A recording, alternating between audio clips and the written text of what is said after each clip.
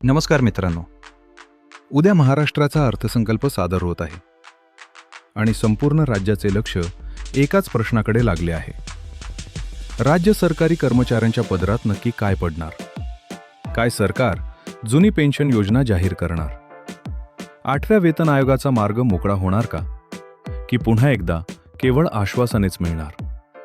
चला जाणून घेऊया कर्मचाऱ्यांच्या त्या 5 मोठ्या मागण्या ज्या उद्याच्या बजेटमध्ये सर्वात महत्त्वाच्या ठरणार आहेत. 1. जुनी पेन्शन योजना OPS. सर्वात पहिली आणि सर्वात मोठी मागणी जुनी पेन्शन योजना. 2005 नंतर सेवेत रुजू झालेल्या लाखो कर्मचाऱ्यांचा हा अस्तित्वाचा लढा आहे. NPS मधील अनिश्चितता संपवून निवृत्तीनंतरची सुरक्षितता मिळावी यासाठी कर्मचारी आक्रमक आहेत. 2. 8वा वेतन आयोग. 8वा वेतन आयोग. दुसरी मागणी आहे वेतनवाढीची. वाढती महागाई पाहता केंद्र सरकारप्रमाणेच राज्यांनीही 8व्या वेतन आयोगासाठी हालचाली सुरू कराव्यात. विशेषतः फिटमेंट फॅक्टर 3.68 पर्यंत वाढवावा ही प्रमुख मागणी आहे. 3. बक्षी समिती अहवाल.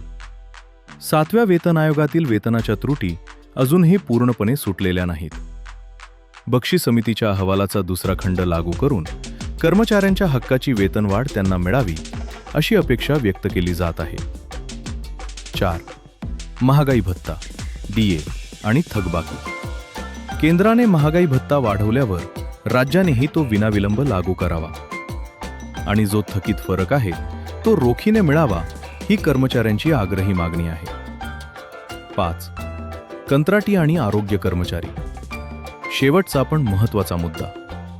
कंत्राटी कर्मचाऱ्यांना सेवेत कायम करणे आणि आरोग्य विभागातील कर्मचाऱ्यांना जोखीम भत्ता देणे. मित्रांनो, तुम्हाला काय वाटते?